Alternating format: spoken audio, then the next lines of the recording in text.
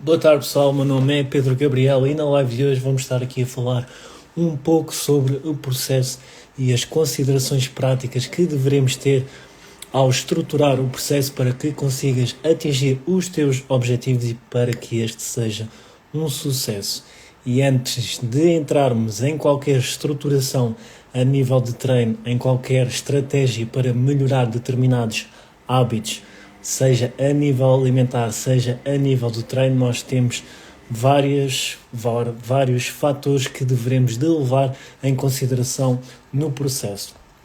E vamos iniciar aqui e perceber quais é que são estes fatores, que diferenças é que há entre eles e quais é que são os resultados que eles vão trazer depois naquilo que é a estruturação a nível dos planos. E um dos fatores acaba por ser o nível de experiência ao treino. Isto quer dizer o quê? Se a pessoa é iniciante, se é intermediária ou se é avançada. E como é que nós poderemos designar se a pessoa, em que nível é que a pessoa acaba por estar. Por exemplo, se a pessoa está no nível iniciante, quer dizer que tem pouca experiência ao treino, falando aqui na parte da musculação, e que ainda está numa fase de aprendizagem técnica. Se uma pessoa é intermediária, tem que ter pelo menos uma consistência superior a 6 meses interruptos, ou seja, a pessoa tem que estar 6 meses de seguida a treinar sem ter nenhum tipo de interrupção. Atenção, quando digo interrupção é, por exemplo, estar uma semana inteira sem treinar, não está relacionado com os dias de pausas, e para um indivíduo ser avançado deve ter mais de 1 ano de treino sem interrupções. Outras designações ainda incluem, por exemplo, o nível de força, e aí também acaba por ser interessante. E isto porquê? Porque existem pessoas que treinam e acabam por não progredir na variável da intensidade, e depois aquilo que acontece é que ao final de um ano os níveis de força não evoluíram assim tanto e acaba por não ser considerado um praticante avançado, por assim dizer. Por isso é importante ter em consideração não só o tempo de prática, mas também a evolução, a progressão a nível das capacidades físicas, neste caso aos níveis de força. E é claro que o treino deve de progredir e que a progressão do treino vai trazer o aumento dos níveis de força, vai trazer uma melhoria da capacidade cardiorrespiratória e da parte da resistência relacionada, neste caso, com um metabolismo energético, e também vai trazer o ganho de massa muscular. Mas se o treino for sempre igual e se não existir nenhuma evolução, aquilo que vai acontecer é que, apesar da pessoa estar a treinar há 1 ano, não vai ser considerada avançada. E porque é que é importante o nível de experiência da pessoa? Para perceber como é que está a execução técnica dos exercícios, para perceber como é que está o nível de força, para perceber como é que está a tolerância ao volume de treino e perceber quais é que são os volumes de treinos indicados para atingirem determinado objetivo. E isto tudo acaba por estar relacionado com a experiência ao treino.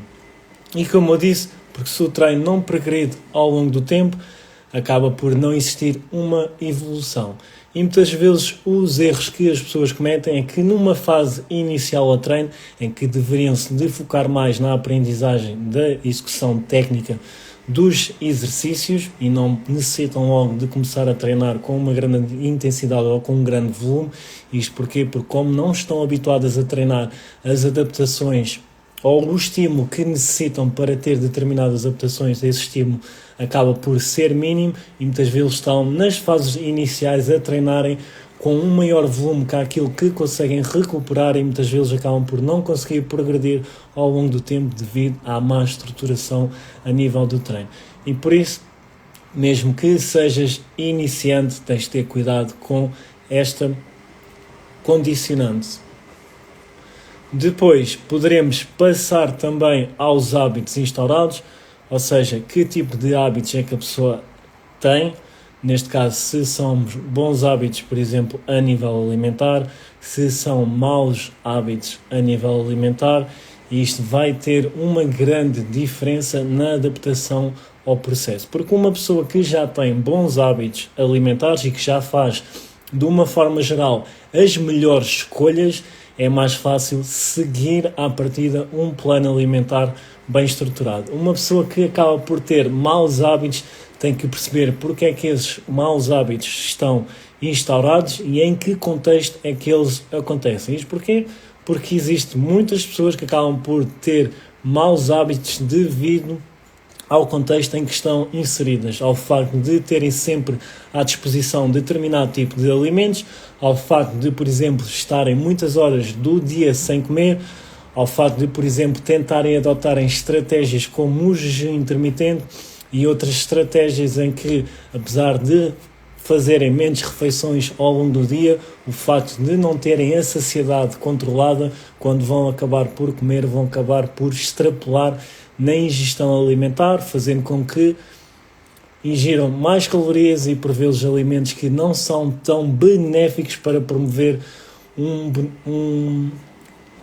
pontos positivos para o nosso metabolismo, ou seja, para promover ali uma melhor saúde cardiovascular, por exemplo, para promover um melhor funcionamento dos nossos intestinos e da nossa microbiótica, para promover uma maior flexibilidade a nível do nosso metabolismo energético. E muitas vezes, devido a esse tipo de estratégias e devido a estes maus hábitos, acabam por não conseguir realizar as melhores escolhas e desta forma não conseguem atingir os objetivos que desejam. Por isso, principalmente para a parte alimentar, aqui os hábitos fazem muita diferença.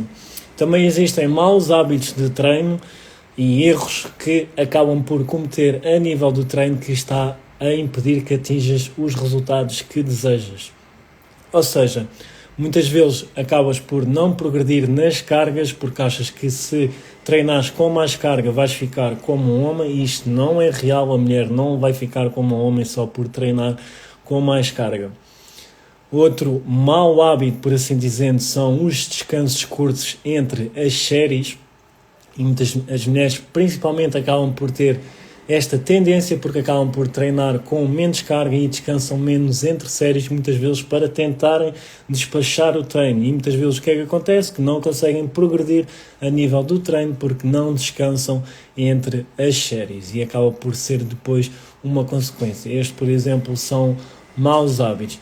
Mas a partir do momento em que acabam por ter determinado tipo de acompanhamento e que esse acompanhamento esteja direcionado para aquilo que é o vosso objetivo, acaba por ser mais fácil se acreditarem no trabalho dessa pessoa e se confiarem naquilo que ela vai estruturar para vocês realizarem. E a realidade é que estes dois fatores a nível do treino faz muita diferença naquilo que é o ganho de massa muscular e naquilo que é, consequentemente, também na perda de gordura. E muitas vezes estes maus hábitos acabam por fazer com que o processo se inicie de forma diferente.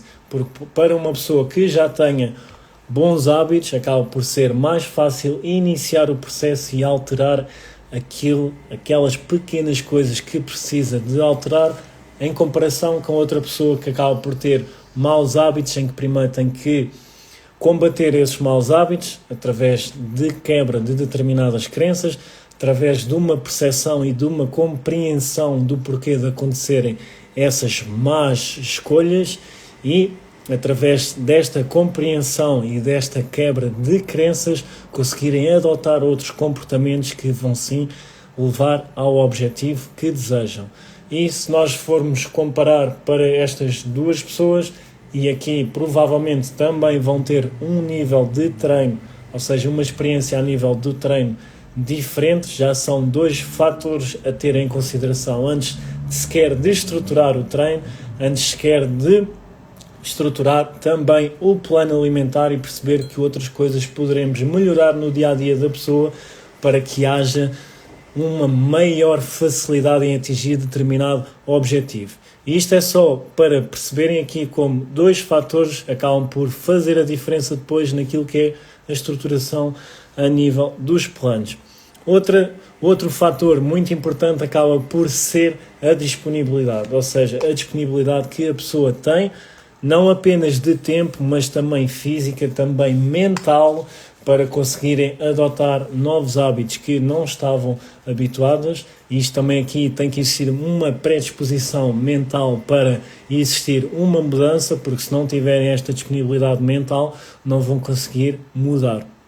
E numa fase inicial, quando queremos alterar hábitos, vai sempre existir determinado tipo de resistência, vai sempre existir um choque inicial, vai sempre existir ali um desconforto e uma dificuldade acrescida inicial, e ela vai estar dependente desta disponibilidade mental que têm para cumprir com as coisas. E, por exemplo, aqui falo da questão de criar o hábito de pesar a comida, por exemplo, em que muitas pessoas acham que isto é uma seca, que não é necessário, mas se querem ter uma maior liberdade para terem uma maior variedade a nível alimentar e do tipo de alimentos que vão ingerir, a pesagem, o hábito de pesar a comida acaba por ser o melhor hábito para se ter, isto porque desta forma consegues controlar a 100% aquilo que é a tua alimentação, e isso depois vai fazer toda a diferença a nível do processo e a nível dos objetivos que queres atingir. Depois também a disponibilidade de tempo. Disponibilidade de tempo para treinar acaba por ser muito importante, porque se tiveres uma menor disponibilidade, o treino vai ser ou vai ter uma estrutura diferente. Se tiveres uma maior disponibilidade, o treino vai ter outra estrutura completamente diferente. Por isso, disponibilidades diferentes requerem estruturas de treino e estruturas alimentares diferentes. Por exemplo, uma pessoa que tem o hábito de comer 5 vezes ao longo do dia versus uma pessoa que tem o hábito de comer 3 vezes ao longo do dia, vão ter planos alimentares diferentes. Pode acontecer, para determinada situação, existir uma recomendação para a pessoa que coma 3 vezes passar a comer 4 vezes, por exemplo.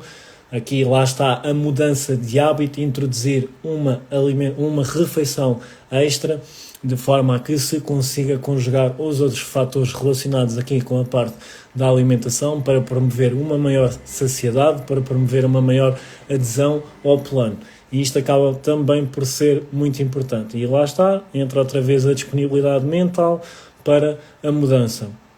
E perceber aqui então que a disponibilidade também acaba por ser muito importante, e ela vai definir a estrutura tanto do plano de treino como o plano alimentar. Sendo assim, acabamos por ter o nível de experiência, acabamos por ter os hábitos que já estão instaurados, acabamos por ter a disponibilidade tanto de tempo como mental para que haja mudanças. Depois, perceber o quê? Qual é que é a aqui não é disponibilidade, mas qual é que é a mentalidade que existe para que haja uma mudança. Ou seja, vou dar aqui um exemplo mais específico para perceberem esta questão.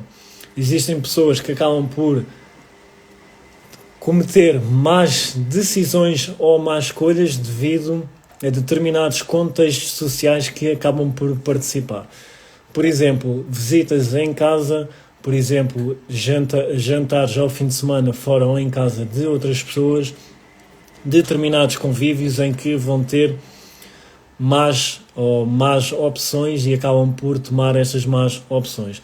Perceber o quê? Muitas vezes quando nós recebemos pessoas em casa, não quer dizer que temos que comprar todas as porcarias para oferecermos às outras pessoas. E isto acaba por ter que ser uma mudança de mentalidade. Se as outras pessoas vêm à nossa casa é para primeiramente conviverem connosco e não para virem comer batatas fritas de pacote, por exemplo.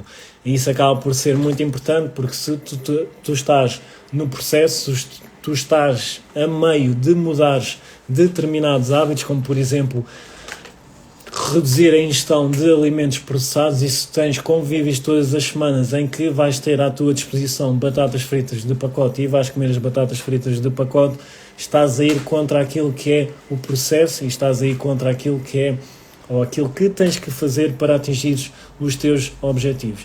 E aqui acaba por ser também, lá está a questão da mudança de mentalidade, de perceber o porquê de existirem estes convívios, perceber e fazer as outras pessoas perceberem qual é que é a importância dos convívios e porque é que eles existem, e desta forma, nos convívios, optares pelas melhores opções, e até mesmo quando és tu neste caso um anfitrião do convívio, ter sempre opções para que consigas tomar as melhores opções. E lá está, fazer as outras pessoas perceberem que o importante do convívio é estarem todos juntos e não extrapolarem naquilo que é a ingestão alimentar, naquilo que é a ingestão de álcool, aquilo que são maus hábitos, para que consigas atingir os teus objetivos.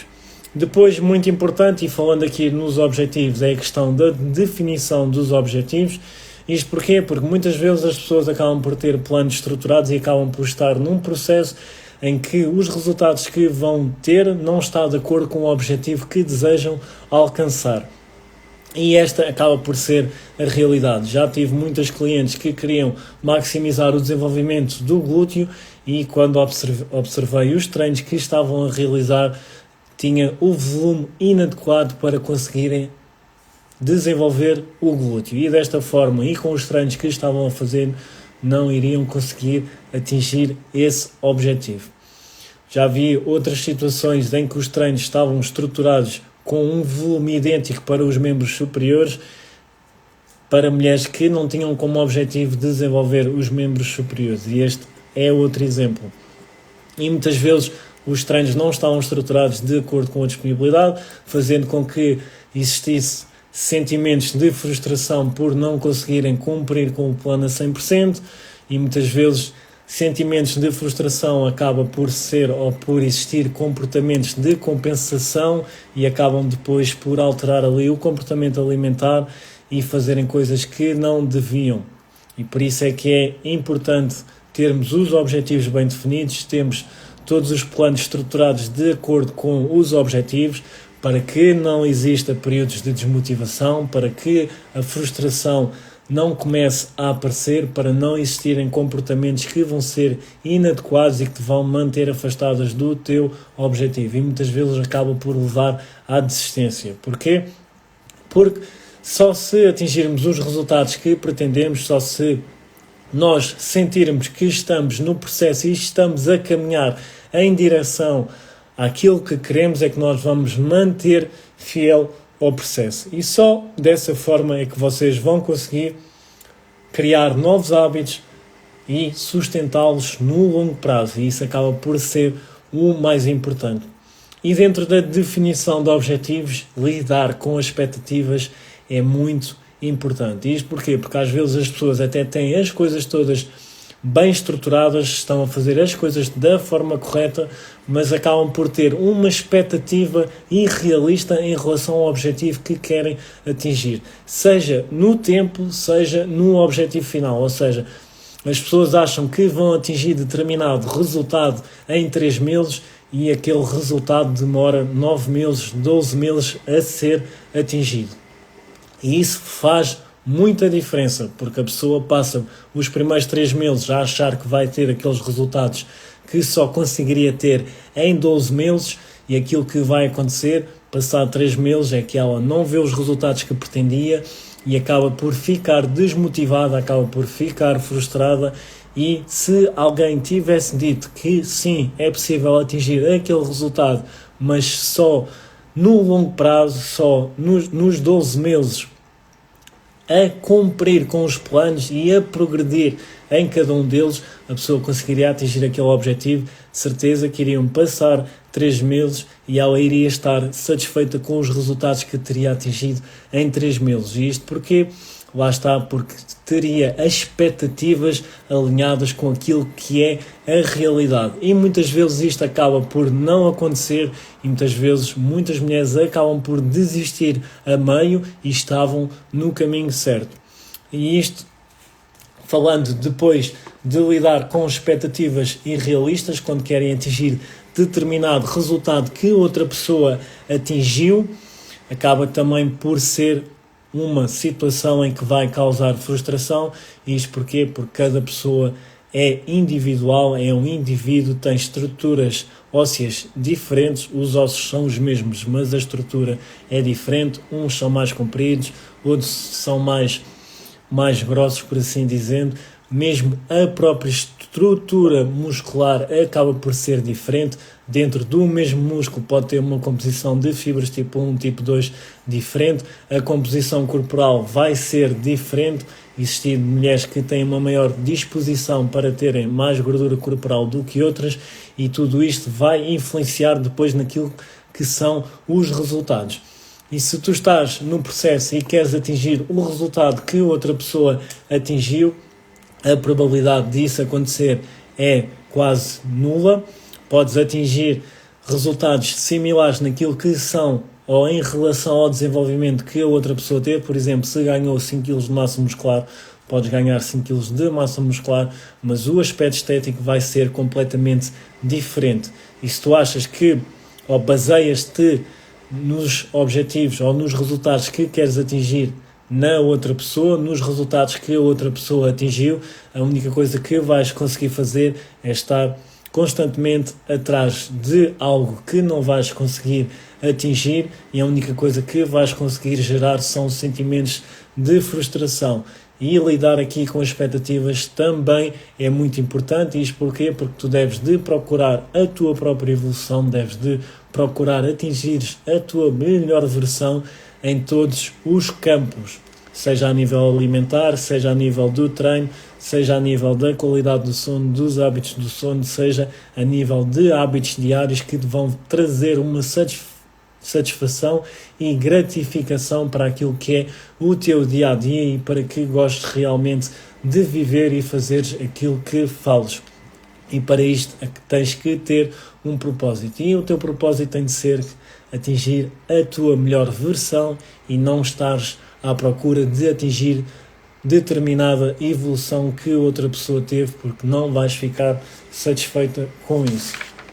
E estes são fatores bastante importantes que deves de ter em consideração naquilo que é a estruturação do processo e quando entras para o processo, para que tenhas sempre os treinos estruturados de acordo com o teu contexto e não com o contexto de outra pessoa e com a tua individualidade, ou seja, com os objetivos que queres atingir, de acordo com a tua experiência ao treino e de acordo com os teus hábitos atuais, porque todo o processo acaba por ser individual devido a estes fatores.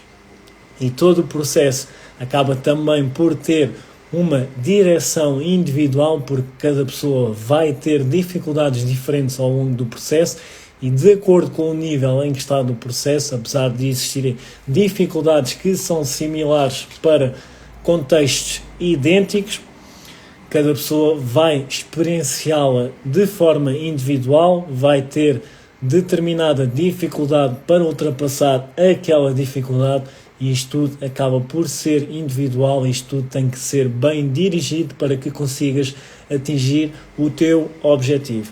E espero que com esta live fiquem a perceber um pouco mais sobre o processo e sobre aquilo que está por detrás do processo, porque isto acaba por ser bastante importante e para perceberem de uma vez por todas porque é que o processo é individual e porque é que o processo está dependente do teu contexto e porque é que a velocidade com que vais atingir determinados resultados vai ser diferente das outras pessoas, porque é que não deves de te preocupar com as outras pessoas nem te comparares com as outras pessoas e deves sim de ter o teu processo, passares pelo teu processo da melhor forma e atingires realmente os resultados que tanto desejas e não os resultados que outras pessoas desejam. Espero que tenham gostado desta live e até à próxima live.